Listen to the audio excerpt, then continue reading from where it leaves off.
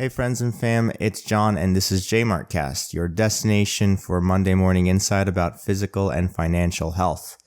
What's going on? How are ya? Hope you've had a great couple of weeks. I haven't posted an episode in 2 weeks now, I believe. First one was because I was away for a week with the family, away at a cottage. And then the second one, I missed it because it was my birthday and I just didn't want to record a podcast on my birthday. Took the week off, and so coming back strong this week. Although I think I've made the decision that from this point forward, I'm probably not going to be making episodes every week, and instead I'm going to try to do a little bit more focused episodes, maybe once a month, where I take the time to actually prepare and write out a little bit more of the episode. So I think going forward, that's going to be the case, where I'll have more infrequent episodes where I prepare a little bit ahead of time. If I have an opportunity to interview somebody, then I'll release those as they happen. But just a little bit of an update there. I think going forward, JMART is no longer going to be weekly. But doesn't mean I'm stopping. It just, especially with the summertime, it's pretty hard to keep it going every week because there's so many things going on and you just want to spend time with family. And I'm not going to lie, with my training for doing jiu-jitsu, doing running, taking care of 2 kids, by the time I put them down to sleep at 8 p.m., I can last maybe another half an hour, 45 minutes, and then I'm kind of ready to go to bed by 9. So that's the point I'm at now. All right, so again, this is the JMART. This is where you come for physical and financial health insight. Let's talk about physical health. Of course, one of the most important components of physical health is nutrition, what you're eating, what you're putting into your body. And speaking of that, there was an article that came out a week ago, maybe a little bit longer, and it was actually a scientific journal article titled "Total Meat Intake is Associated with Life Expectancy, a cross-sectional data analysis of 175 contemporary populations." So this is an article that was published in International Journal of General Medicine, and essentially they looked at data from 175 countries.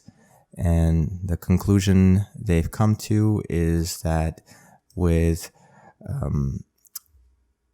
the countries that have a greater meat intake, they seem to have a higher life expectancy. So more meat, higher life expectancy, and they also display a lower child mortality. And there are a few confounding factors that they try to isolate to show that the relationship still holds, even if you account for these factors. And these are the total caloric intake, the socioeconomic status, obesity, and urbanization and education. These factors can have an impact on someone's life expectancy regardless of their meat intake. So by trying to control for those factors, they were able to demonstrate that large meat intake and life expectancy are still highly correlated to one another. Now, of course,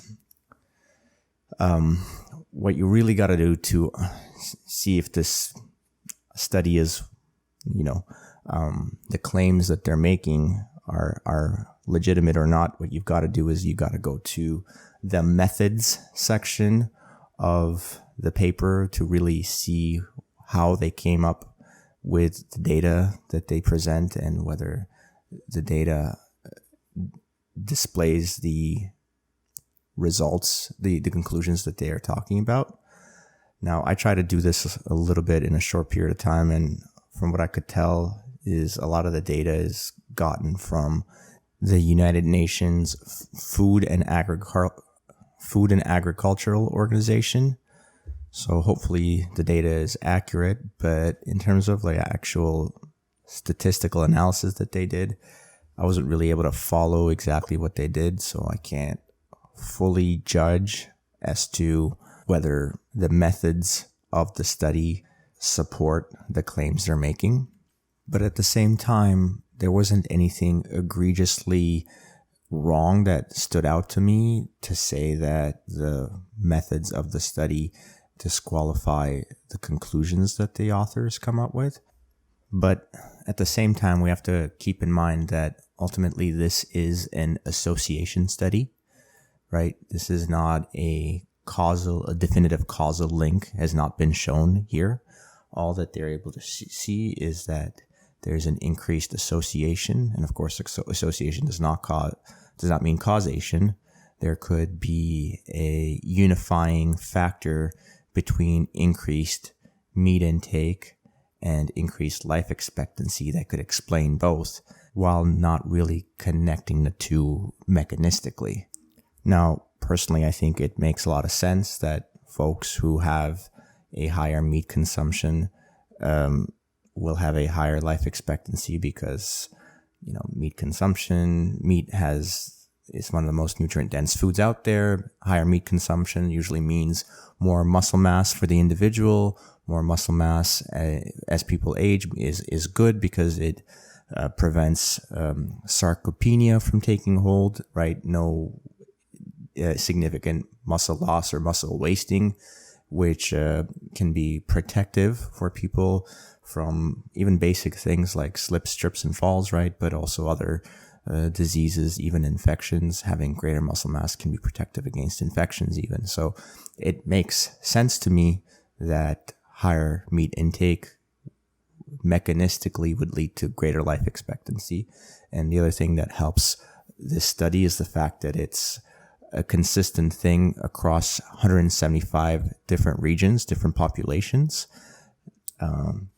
But at the same time, there's a huge limitation here, given the fact that this is a population level study, which doesn't necessarily translate to an individual level. So, while on a population level, we can see that more meat consumption results in greater life expectancy, that doesn't necessarily mean that every single individual, if they increase their meat consumption, their life expectancy will go up.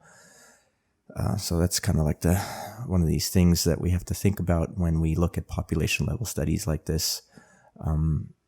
How does the data translate to provide someone guidance on an individual level? And they do kind of address this limitation a little bit by kind of just stating that it is a limitation of the research, but they don't really talk about the kind of like the individual level and provide any sort of insight as to how this population level data could be used for an individual. So something to consider as you're reading this article and talking to friends about it and, trying to see you should eat meat. Well, not necessarily, because everyone's different, of course. And what applies to one person does not necessarily apply to everybody. All right, that's all I wanted to talk about health-wise. There's a new study that says eating meat is healthy and good for life expectancy. Some solid evidence, but it's a little hard to tell for sure whether, the claims they're making are actually supported by the research, because it's a little complicated in terms of the data analysis they did. And ultimately, it's still kind of a correlation, not a causation study. That's what you get with nutritional science, unfortunately. So just hold your horses and don't go, too crazy making claims that aren't necessarily fully, backed. Saying that meat is, perfect for everybody. It's not necessarily the case. I believe it's a nutrient-dense food that is helpful for many people, but, there's also lots of vegetarians thriving out there, and so you can't completely dismiss them. But even those vegetarians/vegans, they know you need protein. The easiest way to get protein is obviously through animal meat, but if you can't get it that way, then vegetable protein will have to do. You just have to make sure you get complete protein, because a lot of vegetable protein sources only have some of the amino acids, not all the essentials. So Lots to think about and consider with regards to nutrition if you want to remain healthy. Okay, let's move on. We're going to do a quick Bitcoin update. This is the part of the show where I give a couple of small Bitcoin stats. So block height, we're sitting on block height 807,111. Price of one Bitcoin is trading at $25,685 US. One US dollar will buy 3,893 sats. Sats are like the cents equivalent in Bitcoin. So if one US dollar divides into 100 cents, one Bitcoin will divide into 100 million sats. Oh, by the way, you can support the show. You can support JMART with sats if you listen to it with a podcasting app that has Bitcoin enabled on it. These are called Podcasting 2.0 apps. A couple of examples include one called Fountain, one called Breeze without an E at the end, so it's BREEZ, and then another one called Podverse. These are cool apps because for podcasting, because you can listen to your favorite show and supported by setting like a certain number of sats per minute listened, or you can also do this thing called a boostagram where you attach a message with like an amount of sats that you send to the person whose podcast you're listening to. So yeah, feel free to support the podcast with that. If you don't got any Bitcoin, reach out to me and let me know, and I'll send some to your podcast wallet. Just reach out to jmartfit@substack.com. Send me an email. Let me know, and we'll hook it up. Or you can reach out to me on social media, JMARTfit on Instagram and Twitter. I say Twitter, but it's X now, of course. I'm also on Nostr. All the links are in the description. Check it out. So anyway, let's talk a little bit about Bitcoin mining. An interesting about Bitcoin mining is that it requires a lot of computational power in order to do it. And if something requires a lot of computational power, that means it actually requires a lot of energy as well. It's resource intensive, so lots of electricity must be consumed for all that computational power to be used to do Bitcoin mining. Now, that's why people who engage in Bitcoin mining are always on the lookout for cheap sources of electricity. Now, what's interesting is there are a lot of stranded energy sources, which refers to energy sources that are located in remote or inaccessible areas that are actually like cheap sources of energy. However, because they're so remote, it's actually not economically viable to produce this energy because, of course, as soon as you produce it, it must be used as well, right? That's kind of the interesting thing about energy production is, like, unless you have a ton of batteries to store the energy, like as soon as you produce it, you must also consume it, or else there's no point, right? Now, if you're in a remote area, then you can't really transmit most of the energy to like anyone that's going to use it up. So it doesn't make sense economically to produce this energy in a remote area. So all these stranded energy sources, they're called stranded because no one's going to go and actually release them, you could say.